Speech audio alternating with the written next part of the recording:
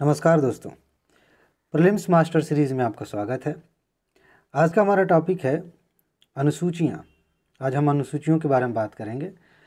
यह छोटा सा टॉपिक है लेकिन यूपीएससी का बहुत ही ज़्यादा फेवरेट टॉपिक है। आप क्वेश्चन पेपर उठाइए यूपीएससी का और देखिए यहाँ से कितने प्रश्न पूछे जाते हैं। स्पेशली 2019 में तो 2 प्रश्न यहीं से आ गए थे। छोटा सा लक्ष्मीकांत आप पढ़ें तो 2 पेज पर ऐसे डाल दिया गया, इसको ख़त्म। तो इसका उपाय सिर्फ ये है, इसे तैयार करिए, याद कर लीजिए सीधा सीधा। बाकी हम परिभाषा पर नहीं जाएंगे, अनुसूचियाँ क्या होती हैं, ये क्या नहीं होती, ये सब नहीं। सिंपल ये समझिए कि संविधान में जितनी भी बातें हैं ना, उनमें से कुछ मोटी मोटी बातों को 12 अनुसूचियों के तहत रखा गया है। सिंपल, उधर नहीं जाना। हमें सिर्फ इतना याद रखना है प्री के लिए कि किस अनुसूची में कौन सी बात कही गई है। जैसे शुरू करते हुए जो पहली अनुसूची है ना, प्रथम अनुसूची, उसमें राज्यों के नाम और उनके न्यायिक क्षेत्रों के बारे में बात की गई है, और संघ राज्य क्षेत्रों के नाम और उनकी सीमाओं के बारे में बात की गई है। ये पहली अनुसूची है, बस इतना याद रखना इसमें। आगे बढ़िए, आगे बढ़ते हैं। दूसरी अनुसूची की बात आती है। दूसरी अनुसूची में आप इतना भी याद रख लें वेतन के बारे में, तो आप ट्रिक लगा लेंगे।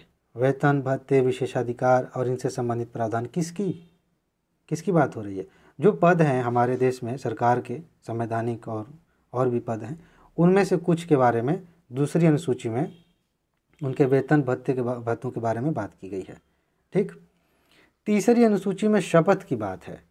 शपथ दिलाया जाता है जो लोग पद पे हैं, संवैधानिक पद पे हैं उनको भी, और बाकी जैसे निर्वाचन के लिए कोई व्यक्ति आ रहा है चुनाव लड़ने के लिए, उनको भी शपथ दिलाया जाता है।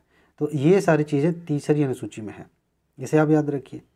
चौथी अनुसूची देखिए, इसमें क्या है, राज्य और केंद्र शासित प्रदेशों के, मतलब जो लोग राज्यसभा में आएंगे तो कितने लोग किस राज्य से आएंगे, यानी कि राज्यसभा में सीटों का आवंटन किस तरह से होगा।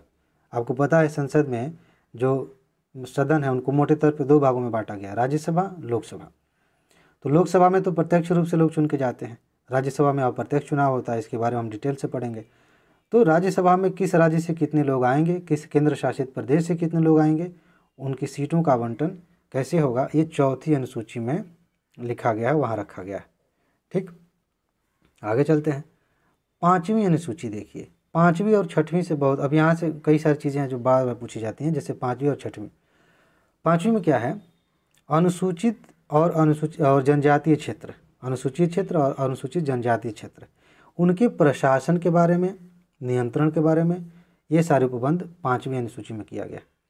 और अलग से कुछ जनजातीय क्षेत्र हैं, उनके लिए एक अनुसूची बनाई गई है जिसका नाम है छठवीं अनुसूची, और इसमें 4 राज्यों की बात है। ध्यान से इसको देख लीजिए, बहुत बार पूछा जाता है।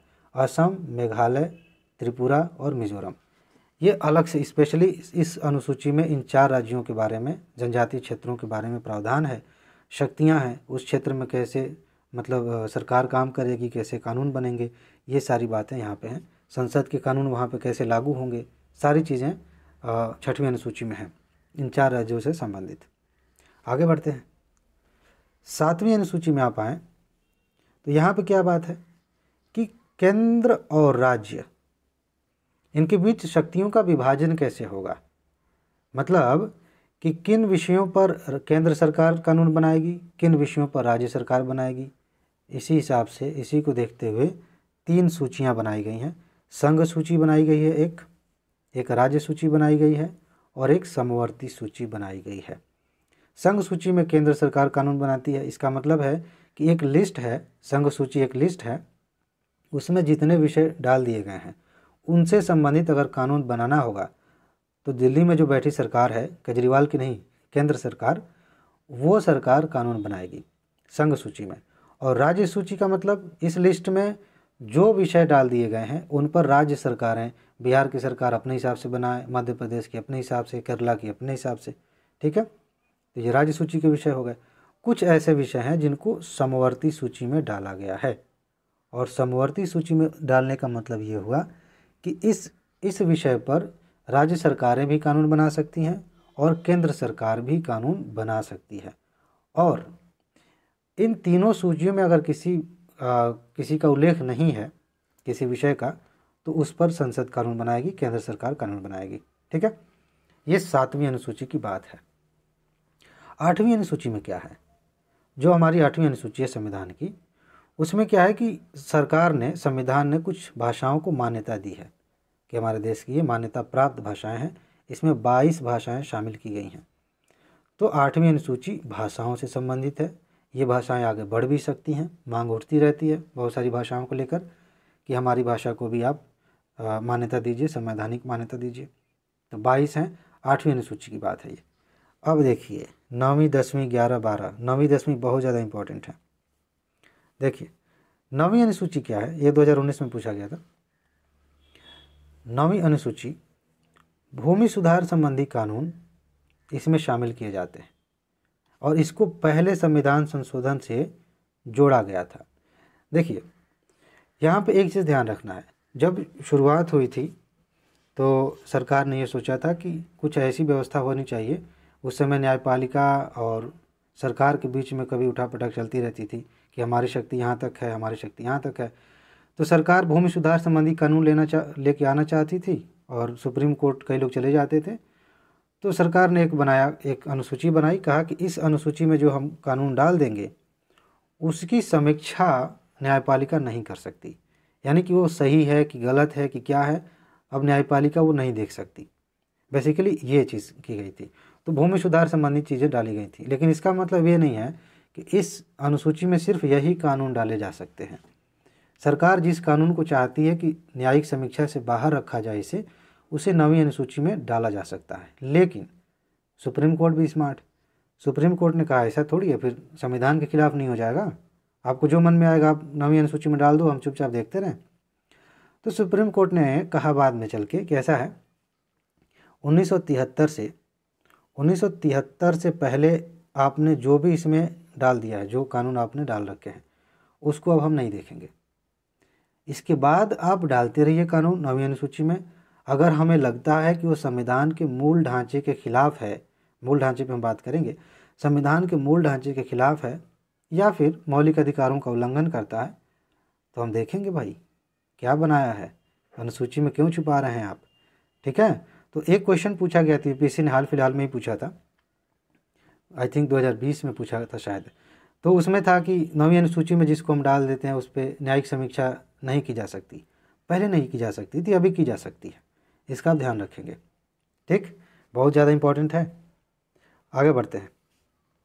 10वीं अनुसूची यूपीएससी का फेवरेट, पीसीएस में भी बार बार पूछा जाता है।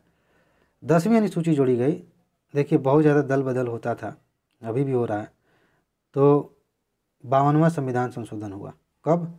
1985 में, और एक अनुसूची जोड़ी गई 10वें नंबर पर, तो इसको 10वीं अनुसूची कह दिया गया।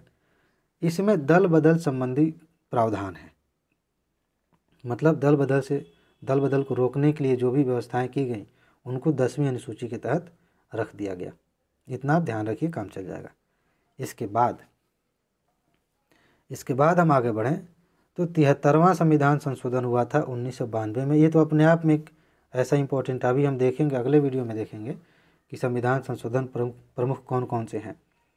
तो 73वें संविधान संशोधन से एक अनुसूची जोड़ी गई जिसका नाम है 11वीं अनुसूची, 11वें नंबर पे आई। इसमें पंचायती राज व्यवस्था की बात हुई, पंचायतों की शक्तियाँ क्या होंगी, उनकी जिम्मेदारियाँ क्या होंगी, कैसे वो काम करेंगे, ये सारी बातें 11वीं अनुसूची में जोड़ी गई। इसमें 29 विषय हैं, 29। ये भी पूछ लिया जाता है कि 11वीं अनुसूची में पंचायतों को कितने विषय दिए गए हैं, 29 हैं। ठीक है, राज्यों से लेकर दिए गए हैं। इसके बाद आगे बढ़ते हैं। उसी साल 1992 में 74वां संविधान संशोधन हुआ था, ये है 1992 में, और 12वीं अनुसूची जोड़ी गई। जैसे गाँव के लिए पंचायती व्यवस्था थी, वैसे शहरों के लिए नगर पालिकाओं की शक्तियाँ क्या होंगी, उनकी जिम्मेदारियाँ क्या होंगी, ये सारी व्यवस्थाएं 12वीं अनुसूची में की गई हैं। इसमें 18 विषय हैं, यह चीज़ आप ध्यान रखेंगे। बस इतना आप याद रखिए, पॉलिटी का एक बहुत ही इंपॉर्टेंट टॉपिक कवर हो जाएगा। ठीक है, इसमें बस इतना ही है। आगे मिलते हैं अगले वीडियो में, अपना ख्याल रखिए। नमस्कार।